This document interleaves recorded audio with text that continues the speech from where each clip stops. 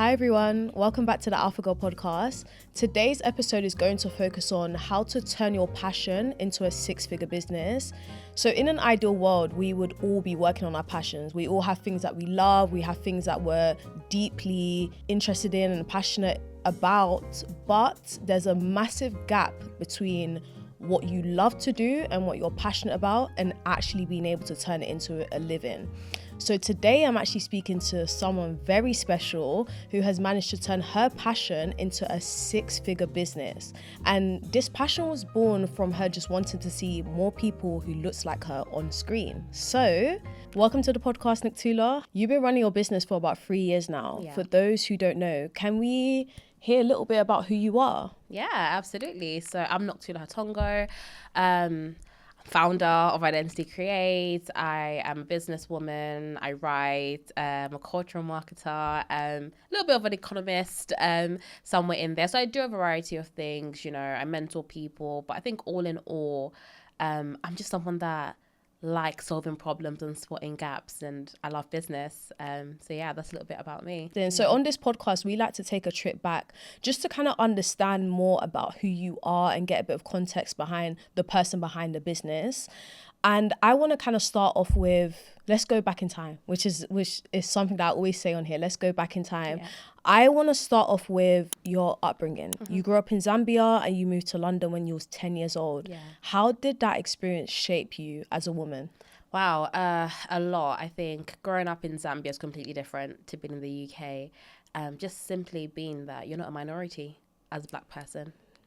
You know, your culture, your skin, your being is celebrated. You know, you don't walk into rooms and feel different or small because you're one out of 100, one out of 200. So I feel like you're really just allowed to be your authentic self. And I think I specifically experienced that in my household growing up with my dad. It was such a safe place. You know, we were allowed to be ourselves. We were allowed to express ourselves. I was a chatty one as a kid. I was a chatty, demanding little troublemaker. And, you know, my dad really allowed me to be who I was. He never silenced my voice. He allowed me to speak, like just simple things as like, you know, say somebody visits over and I'm chatting away and, you know, they'll say, oh, she talks a bit too much. You know, my dad would be like, yes. Good, you know, she'll be the next president. And he would always just tell us, you can be anything you want to be, you know, but mediocrity was not allowed. You know, he wanted us to be whatever we wanted to be, but he wanted us to make sure that we were excellent. You know, we went to school, we got our education, we were excellent, we went through a training, and he always said to us that there's no room you don't belong in, and don't let anyone make you think you can't sit at the table, and if they do, make your own table. So that's the way he just spoke to us growing up. And I think even just being in Zambia as a whole, you're in Africa, you're celebrated, you know, for the color of your skin, for who you are. There isn't marginalized barriers, you know, that are stopping you. I think besides probably hierarchies of class is what you'd experience more so living in a place like Zambia. But, you know, race is not a thing. Really, you know, so it was very different, very much freeing, very safe, very much of a place where I could express myself. So it really crafted my identity. You know, that's so deep. You touched on so many interesting things. One thing I can say that was very interesting that I pulled up from what you said is that you grew up in a household that positively affirmed you. You know, when you're a child and you're expressive and you're loud and you have a parent who kind of allows you to be yourself, that helps you go into the world and embrace your authenticity and embody who you truly are. That pressure of excellence in an African household is very strong. You have to perform, you have to do your best, you have to show up and show out and constantly hit certain metrics and just to please your family. But I really like the fact that in your experience, even though that it was very important and your dad put an emphasis on excellence and performing well, he still gave you grace to kind of be yourself. And I honestly feel like a lot of African children could probably relate that the pressure of excellence doesn't come with the space to truly be yourself. Yeah. So I want to talk about that family dynamic. How did that now shape you as you started to navigate your career? Yeah. So, you know, my dad, I think he was very much a militant. But he knew how to balance being disciplined and love. And I think that's something that allowed us to be very expressive. So you're not being excellent so that you can tick a box and perform for his love. You're being excellent because he believes you are called to be excellent, you know? He believes that you're born with a talent, and that talent requires excellence from you, and it's your job, it's your being to give out everything that you came with to its highest excellent degree, because that's how he lived his life. He always said to us, excellence it's a requirement, you know, of your being. Do things well, you know, follow things, see things through, don't quit things. I believe everybody has a talent. You know, talent is not reserved for any one person. You know, everyone is born with gifts and talents. I agree. And, you know, doing that, you know, bringing those out and doing them excellently, it's like, what else would you be doing? You know? Yeah, that's why I feel like I 100% understand where you're coming from, because we are all given gifts, and it's about you choosing to be excellent at it. And that's something I've been very big on. Like, you mentioned that your dad was 16 and he was an entrepreneur, and you were about like 14 when you first started kind of getting a taste of the entrepreneur life. And then by your 20s, you went straight into working. I want to ask you, why didn't you dive into entrepreneurship? Even though you had come from this family, you had seen your dad be a businessman, why did you choose a different path? When I moved here, not long after, I'd lost my dad. So I lost that, you know, compass and safe space. And automatically life felt uncertain. It was like, you know, where I thought that I was going to be covered by someone for my whole life, you know, I no longer have that covering, and I started feeling like, you know, I have to find a way. How am I gonna make it? What's my future gonna look like? What am I, you know what I mean? What am I gonna do? And I think, you know, seeing that uncertainty, it made me wake up really young.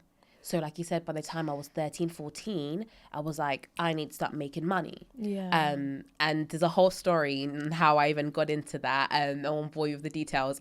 But so I started very entrepreneurial, but then, you know, you start realizing that, okay, I need something more stable. I need something that has more of a stable income. And I think that's the fear that a lot of people get stuck in. You know, the fear that I need certainty. And the truth is, certainty and business are not one in the same. You know, if you're going to be in business, you need to be a risk taker. You need to be able to navigate uncertain times. You need to be able to build things to, you know, to help you during those uncertain times. So naturally, I'm like, okay, I need something more certain. So let me go to uni. So I studied international business, and then after uni, I was like, I just want a job that's going to make me the most amount of money. You know, it's going to be stable. It's going to make me the most amount of money. I wasn't even choosing out of passion at that point. I was just choosing out of what's going to make me money, what's going to set me up to be able to buy a house and have the kind of life that I want. So I went into project management. After some research, I was like, project management, that's what it's going to be. You know, and I went into the workforce, but I don't particularly regret that though. Why is that? I don't regret that because it taught me about system.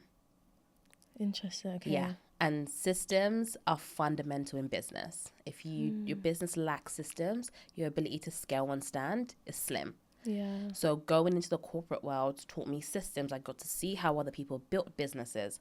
I got to see the back end of things, you know. And also what it then showed me that I didn't know I had was my ability to spot gaps and to problem solve. I call people like you, like you're a table shaker. You shake the table. You come into the room and you shake the table. And when people meet someone who shakes the table, some people love it. They're like, oh, okay, you're coming with a fresh perspective. I never saw things like that. Other people hate it. They really, really hate it. How did you feel empowered to use your voice and say, that's an issue, we need to do something to solve it? I think, like I said, the empowerment came from my dad. So the empowerment came from the way my dad allowed me to use my voice. And, you know, he told me that my voice was valuable and what I had to say was important. So I'm walking around believing that what I have to say is important. So I didn't shy away from speaking very early on, like even as a grad. And I think I was fortunate enough as well to not have managers and leaders that were intimidated by that, luckily enough for me. You know, so they were quite intrigued, like, okay, you have a voice and you're confident in it. And what it taught me is that sometimes we think that our voice doesn't matter, so we don't speak with confidence, and that's what makes people not hear us. But when you speak with the confidence that you know what you're saying, oftentimes at least one person in that room is going to listen to you. They believe you because you believe you. You know, so when I went in speaking like that, I would be given responsibilities that were higher than my job. You know, everywhere I worked, it was always the case. Because I would spot things, I'll say, okay, well, then you do that. That's not even in my job spec. It's, you know, the person above me's job spec, but now I'm doing it because I spotted the gap and I said I'm capable. So I think just moving with that energy and that belief that there's value in my voice just started to open doors for me. So I want to talk about what that season was like when you rediscovered your passion and it led you into marketing. I always used to watch ads and just like rip them apart. Yeah, no, I used to do the same. Literally, I'll just be like, why did they do that? That doesn't even make sense with the imagery. That doesn't make sense with what you're saying. Why did you place that Black person there? They look misplaced. There's no narrative and story around why they're even part of the ad, besides probably just a tick box that you have to add some diversity, you know? So I would see all these things and I would have so many opinions and I would share my opinions about it. And then whilst I took some time off work, you know, I wasn't working at this time, so I had no job. Luckily I had some savings because that would have been disastrous. But yes, I went out networking. So I said, you know, I'm going to go out and I'm going to talk to people and I'm going to see what I actually like, because I don't know what I like. So I'm going to go out and I'm going to see what I actually like. So I went out networking and I went to Savannah and I met this guy who owned his own agency at the time. His name's Kojo. Hey Kojo, if you watch this. You know, he owned his own agency and I remember going up to him and saying like, oh, well, you know, he spoke on a panel. And I really loved what he said about, you know, culture, about marketing. And I was like, wow, like, I love that. So I went up to him and I introduced myself and I was like, yeah, I'm really trying to explore, you know, marketing, campaigns. I don't have any experience. I just left my job. But yeah, I'm looking for something to do. And just there and then he was like, okay, why don't you come and meet me at my office? You know, this is who we are, this is what we do. I'm actually looking for a campaign manager. Why don't you shadow me and why don't you come on board? So he kept on, you know, taking me to meet more people and taking me to events, taking me to spaces that I probably wouldn't have walked in by myself. And that opened me up to this whole marketing industry as a whole. I started realizing more and more that there's a gap in the way that brands understand culture. Yes. And I want to ask you a question. How did you now piece the dots together? Because now you were someone who always watched ads. You that's what you love to do, and I can relate because I used to pick ads apart and really dissect them. So you have this passion here where you're watching ads, you love them, you've now entered into this marketing space. When did it now sync and become one where you're like, there's a problem? So this was probably now 3 years ago, of course, before I started the business. So 3 years ago, where was I 3 years ago? I think I was just about to start working for a new company, but I was freelancing at the time with different brands. And with a lot of the brands that I was freelancing on, I kept seeing that they lacked the understanding of how to really represent diversity. You know, It was a tick box. There was no real reason why they thought they needed diversity in that campaign, except for the fact that we have to look fair. And I thought, well, that's a bit lazy, isn't it? There's so much opportunity to tap into besides just fairness. You know, we can really create campaigns that speak to this audience, not just show their faces, but actually connect to them. You know, why are we stopping on the level of you can see a Black person or an Asian person in an ad? Why don't we go deeper to actually showing their identity, representing who they are? Wouldn't that connect directly to your consumers in a better way? So that's where my mind already was, you know. And then I ended up working for a big organization, which you know. Yeah, that's where I met you, yeah. That's where we met. I started working for a big organization, and in this organization, they actually had an arm that, you know, was supposed to be their cultural representation. And as I was working for them, I said, there's no way there's an expert on that team. There's no way. I think there are people that are great at their job. I think there are people that are good with numbers. I think there are people that understand the industry they're in. But there's nobody on that team that understands what to do with culture, how to represent Black people in the best positive light, how to speak to them.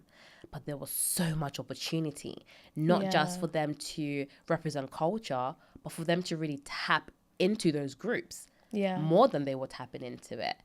I have a lot to say on this topic here, and I kind of want to start off with, why are there not enough people in the room saying, this is kind of slightly inappropriate? You're not really speaking to the people like you think you are. What is happening here? That's the golden question, isn't it? Who approved this? Is what we all think when we see a really bad cultural advert. But let's look at the numbers, right? Only 3% of Black people are in senior roles within the marketing and media industry. Okay, so we've now pinpointed the problem. And 7% Asian. Wow. So they're not there. The people that are making the decisions do not look like the people they're putting in front of the screen. 300 billion worth of money goes into the economy by ethnic minorities. What? That's your current spending power. So do you think that's where the shift is coming from? Do you 100%. think that ethnic minorities, obviously I'm Black, so I speak for Black people, do you think that we're basically getting a lot of spending power because we are essentially getting wealthier? Yes, we're growing. Times have changed. You have more Black women that are in professional jobs. You've got more Black female and male founders. Can't remember the exact statistic, so I won't mention it. Actually, I don't like to misquote. But, Black female founders are one of the fastest growing entrepreneurial groups. Like, Black women are one of the fastest growing entrepreneurial groups in the UK. Wow. Black business contributes significantly to the UK economy. So yes, we are becoming wealthier, and we spend more than any other ethnic group. Wow. So especially in beauty, hair care, food. Yeah. We're spending the most. I think the stat is actually we spend almost double the amount of money than our other counterparts. Wow. So 300 billion worth, I think they said by 2026, that's going to be about 500 billion. So now I understand why brands, they want to appeal to the Black audience, but why are they not doing it right? Why are they not connecting? Because it takes more than just knowing numbers, right? It takes more than just saying, oh, these are percentage of Black consumers, so now let's put a Black person to represent them. I love doing that. You have to understand who you're talking to. Who are they? What's their background? What's their life? And this is just generic marketing, by the way. This isn't even anything special. If you're a good marketer, your job is to understand who your consumers are. Who are they? What do they think? What do they like? Where are they shopping? Where are they eating? Who's their favorite musician? What kind of sports do they like to watch? You are understanding all these things anyway as a marketer. But when it comes to the Black audiences, it seems like that research is not being done, because all it takes is someone to do some really insightful research to get a base level understanding, right? But then, yes, there also needs to be the understanding of the culture. And this is where internal representation in your companies comes from, because there's certain things you're not going to get in statistics, because we already know that, Black and ethnic groups are highly underrepresented in data anyways. You can't find certain data about Black women because she's not reported. Yeah. It's absolutely ridiculous, but that's what's happening, So brands need to do more than just say, okay, we've got some data about how they're spending with us, how they're shopping with us. You need to dig deeper, Can we do our own desk research on these groups and really understand, But I think two things, right? On the grace of the brands, it could be, budgets. You don't have the budget to put into that. So then hire the right people. You need more people on your team that are cultural experts. You need more people on your team that represent a modern Britain today. Your team can't be 90% white, 80% white. Yeah. And that's not just on your entry level and managerial levels. No. On your senior levels, because that's where the problem is, right? We will have loads of ethnic minorities on the entry level, but on the senior level, they're not there. And these are the people making the decisions, So brands need to evolve. Yeah. you know? And I think one thing brands are scared of saying is, we don't know. They're scared of admitting that they don't know how to reach these people. So then that's where companies like Identity Creates come in, you know? You don't need to know. We know. Because I love that, because culture cannot be faked or bought. It can't be something that you study.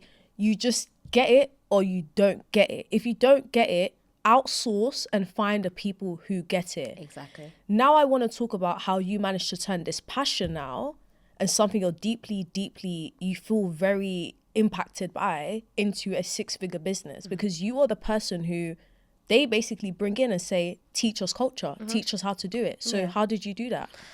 So it actually started, I didn't actually initially start with the big brands. I actually started with small come-up businesses, SMEs, you know. So at the time I was like, as my usual self, believing I can do anything because I can. So I actually first started helping a small business. You know, they were an Afro fusion business, and they wanted to expand. So in helping them expand in their marketing, in their PR, I realized that, okay, I'm actually good at this, you know. So we branded a whole food van for them, got them an activation, put them on Westfield, and I realized, okay, I'm actually good at this. Now, I thought I was good at this, but now it's the evidence that I'm actually good at this. But it didn't straight away lead into, you know, advising the brands, helping the brands, until I started working at the company where we met. Yeah. So I did that first. And then after that, you know, I got them into the press and I got them some media, you know, I'm getting them an Evening Standard. I'm like, okay, I'm good at this. I'm really good at this. And then I entered this new company. And, you know, in just seeing all the gaps that they had, that they didn't realize, whether they realized or they didn't know, I'm not even sure, you know, but I'm trying to sell to them that this is what they need to be doing. This is, you know, how they can reach these audiences better. This is where they can capitalize as a business themselves, you know. And my director, she saw that, you know, she recognized that you're right, there is a gap, and bless her, love her. She really did try and navigate me in that space and get me to the right rooms where people would listen to what I was saying. But when I started to realize that they're not going to listen to what I'm saying, I realized, why am I waiting for them to tap into this? Yes. You know what I say? Why are you waiting to get a seat at the table when you can build your own? You know you're capable. So so you decided to just build your own table. Exactly. So I would go back and I would, you know, talk a lot to, you know, my circle around me, and I would like, oh my gosh, they, you know, they could do this, they could do that, they're missing this gap, and so many brands are not, and I'm discussing it around with people. But I think there was also a little bit of a hesitation to really, you know, jump into that space. You know, like I mentioned to you, certainty, right? I was still dancing with the idea of wanting something stable and certain, as opposed to diving fully and taking the risk into what I could clearly see was a gap in the market. So yeah, I went out there, started talking to brands about their event, you know, selling in this concept, how we can come together and, you know, really create like a commercial culture campaign off the back of this. And then there I go, landed my biggest ever client. Wow. You know, and I was doing this, like I would work 9 to 5, sometimes to 6. You know, I'm coming home, sorting out dinner, sitting down, and I'm working. You know, I think some days I was getting like 4 hours of sleep and I'm back at work. Yeah. You know, so sold this in, and I was like, wow, it's official. And I literally delivered a whole campaign alongside working full time. Because the fact you worked a 9 to 5, yet you managed to land your biggest client with your business. Not a lot of people are capable of doing that. You have to give yourself some credit. Is they are, but they don't tap into it. And that's the thing I always say to people: success is not reserved for any one special person. Yeah. Everyone has the ability to succeed in what they want to do, but it's going to cost you. So are you willing to pay the price? And is what are you willing to sacrifice to get there? You are now in this business, you're growing this business, right? But you didn't actually start it on your own. You had a co-founder, right? And I just want to ask you, looking back now, would you what advice would you give to people who are looking to go into business with their friends? I think it's not every friend you should be in business with. You know, business isn't just about ideas. and about, you know, passions. I know we're talking about turning your passion into a living, but passion will die every other day of the week. It's true. Yeah. And then it revives itself again, and then it dies again, you know. So you need more than just creativity and passion. You need delivery. You need people that can deliver excellently. You need people that are gonna work together. Is two better than one? Absolutely. You know, two's always better than one. One person drops, the other can pick them up. But if it's the same person picking the one up every single time and doing the work and delivering and being the visionary and being the strategist, all you're going to be is exhausted. So if you're going into business with co-founders, with friends, it needs to be aligned. Alignment is key. It's like getting married, you know? You're not going to marry someone that you're incompatible with, you know? That's not going to show the same tenacity and the same, you know, values to where you want to go. So you need to make sure that if you're going into business with friends and co-founders, everyone's willing to get the work done. You know, it's not falling on one person, and you have strengths, different strengths. So know each other's different strengths. One person's strength can be more creativity, and one person's strength can be more systematic in the sales, but each person needs to perform at the same rate in whatever their strength is. So if someone's at 95 and someone's at it's not going to work. Yeah. It's not going to work on a long-term basis. So I think from my experience personally, and, you know, from what I've seen out there has to be an alignment in work ethic, in understanding of excellence delivery. Everyone has to carry their mantle, you know, in whatever it is they're set on. You know, you need clear strategies in place. This is what you do. This is what I do. You know, we're all delivering.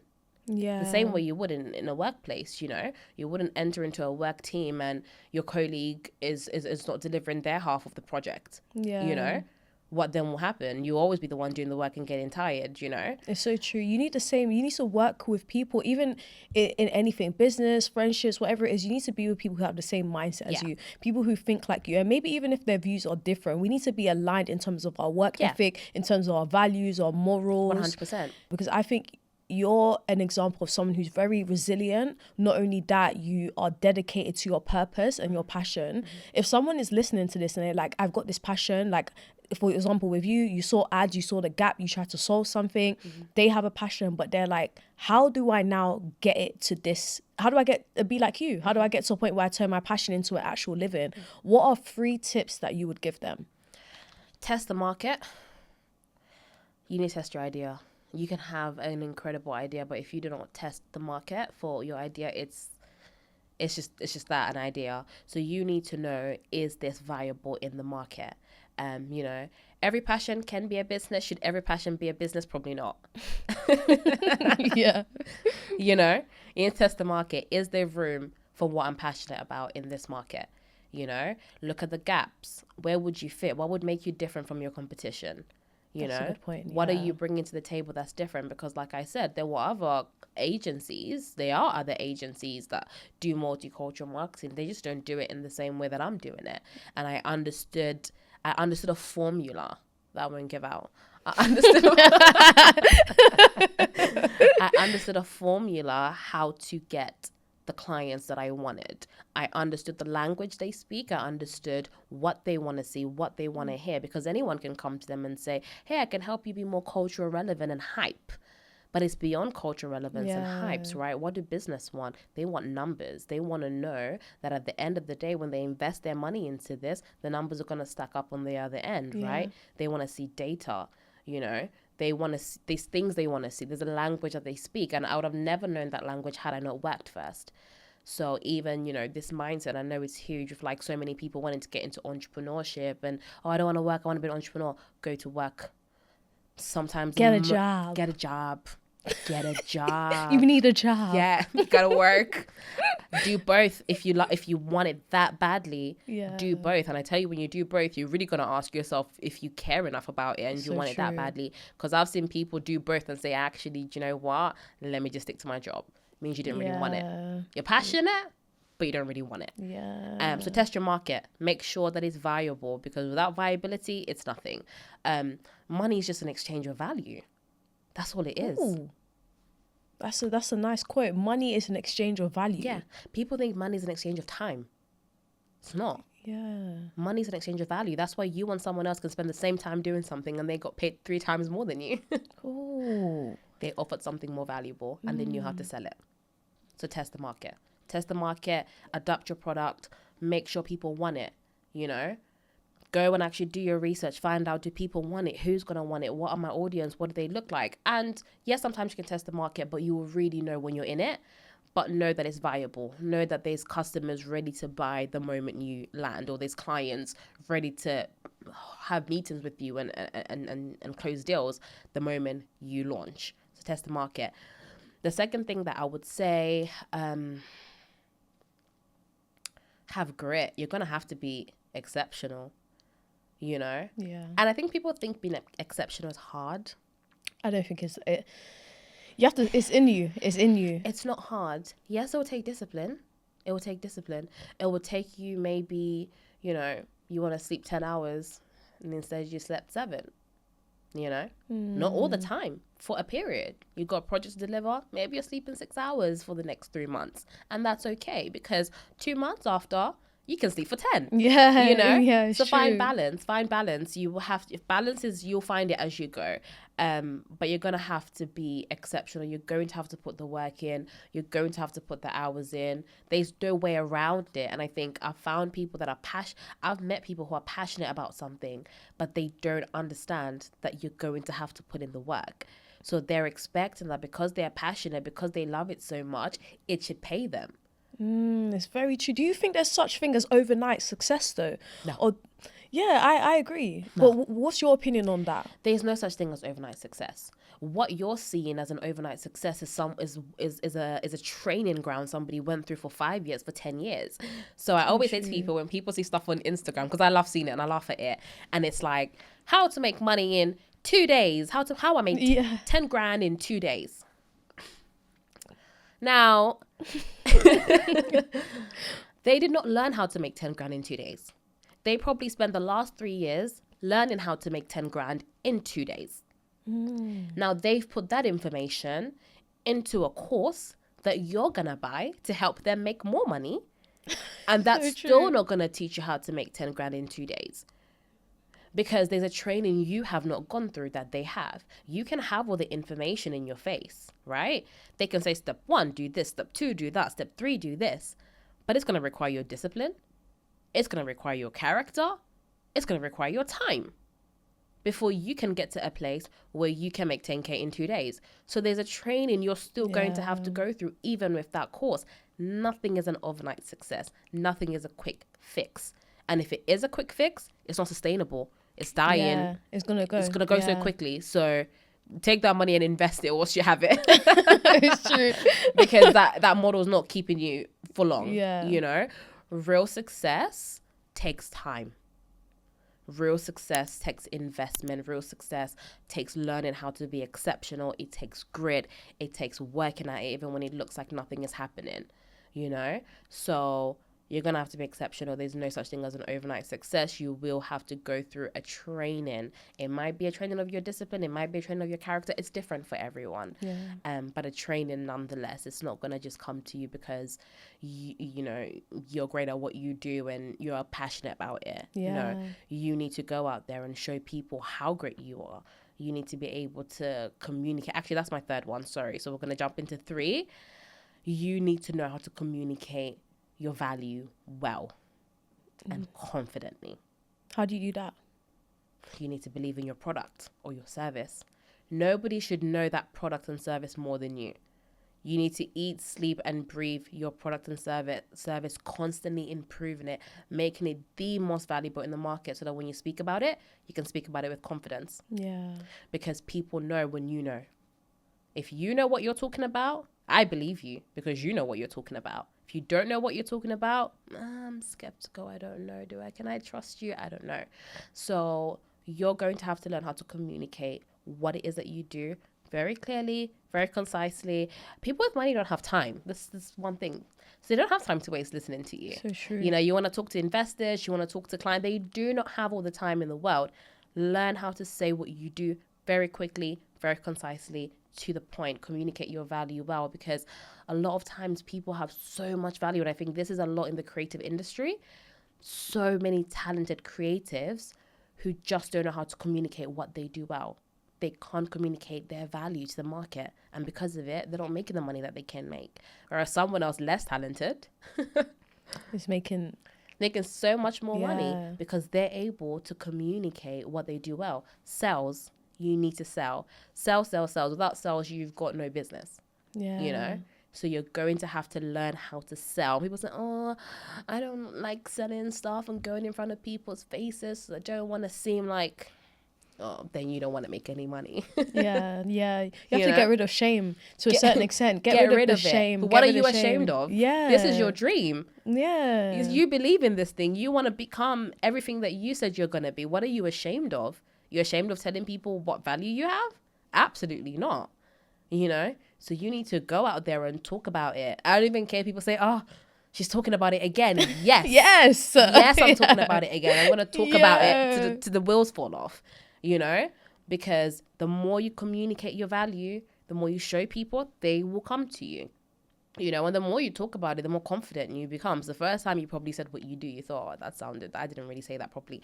By the time you've said it the 23rd time, the 50th time, you're so confident. And the more confident you are, the easier it is to sell. You know, sales is it's about confidence and charisma and your ability to draw people into what you're saying, but also holding a product or a service that is valuable. You know, you have the solution to their problem. So you need to walk in knowing that what I have is your solution, you know, and you need to carry yourself. You need what I have. That's how you need to carry yourself. You need what I have. So and if you don't know that you need it, I'm about to tell you that you need it. And I'm going to show you. And I'm going to show you, exactly. So you need to communicate your value, you know, whether it's your passion is business, whether your passion is, you know, it's you going into something as a designer or whatever it is you want to do, you need to know how to communicate your value. So those are my 3 things. What did I say? Being exceptional, test market, and communicate. So I want to round it up because I feel like you've dropped so many gems. What would you say to the version of you who had left that job, who kind of didn't know what you was doing next, had no plan, and now your life looks the way it looks now, but back then you didn't see that? What advice would you give to that version of you? Uncertainty is good, man. Dive. You're going to be fine. Take the risk. You know, yes, there's calculated risk. Obviously, don't quit your job. We have no savings and you're wondering what you're going to do. Or maybe for you, that's what you need to do. It's different for everyone, you know, but you're fine. You know, being uncertain is okay, you know, because even your 9-to-5 job can fire you, you know? So there's no real such thing as certainty, you know? So I would go back to younger me and I would say, leap, take the risk. I would also tell her that she already knows who she is, you know? She's always known. Deep. You already know you are. You've always known. I think sometimes we say, oh, I'm finding myself. I'm looking for myself. No, you already know. You just need to accept it. Yeah. You're waiting for people to validate it. You're waiting for someone to co-sign and say, yeah, that's you. Yeah, you are good at that. No, you don't need it. You don't need it. The only person that needs to be certain is you. So stop looking outside. Look within yourself. You know, you're already found. Yeah, actually, you need to go back to you, not find you. Oh my God. Yeah. Yeah, this is, I'm so happy. This is amazing.